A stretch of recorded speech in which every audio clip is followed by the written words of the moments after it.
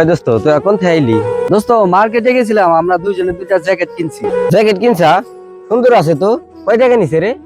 দোস্ত মেলা দামাদামি করে 3,000 টাকা দিয়ে আনছি। 5,000 টাকা দাম কইছিল, পরে 3,000 টাকা দিয়ে নিয়ে আইছি। আমি গত বছর এটা কিনছিলাম, ওটা তো পুরানো হয়ে গেছে। আমি এটা কিনুম, দেখি আব্বার কাছে যাই, যাই টাকা চাই, দেখি কিনে নিয়ে আসি।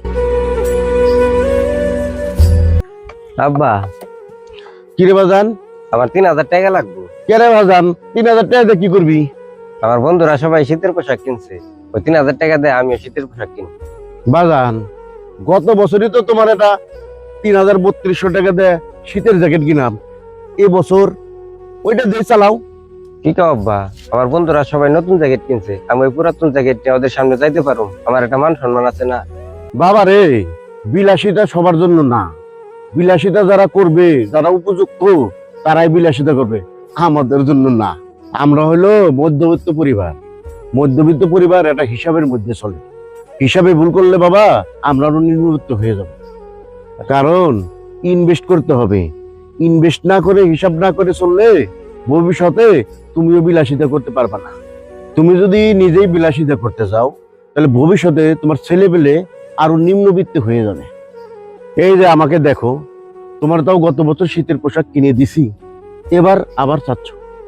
বাবা রে, আমি একটা জ্যাকেট 4-5 বছর ধরে পরতেছি। কি জন্য পরতেছি? আমি চাই আমি গরিব থাকতে পারি, আমার সন্তানরা তাও একটু ভালো থাকবে। দেখ বাজান, 3,000 টাকা দে জ্যাকেটটা না কিনে, ওই 3,000 টাকার ভিতরে আর 2,000 টাকা ভইরে যদি একটা ছাগল কিনোস, ওই ছাগল পাইলে বড় হইতে হইতে একটা গরু কিনা যাবে। গরু কিনতে কিনতে যে টাকা হবে, আমাকে তো হায়াত মৃত্যুর কথা কোয়া যায় না, অসুখ বিসুখের কথা বলা যায় না।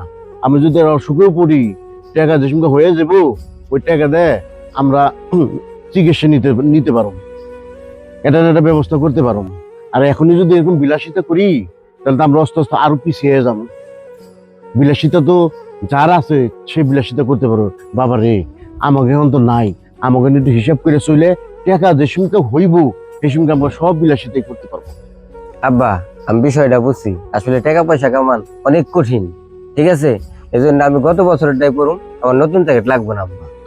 বাজান, তোমার যেহেতু জ্ঞান আসছে, তাহলে তুমি হিসাব করে একটু চলো। ভবিষ্যতে আমার তো আর কিছু হবো না, তোমারই ভবিষ্যৎ অনেক ভালো হবে।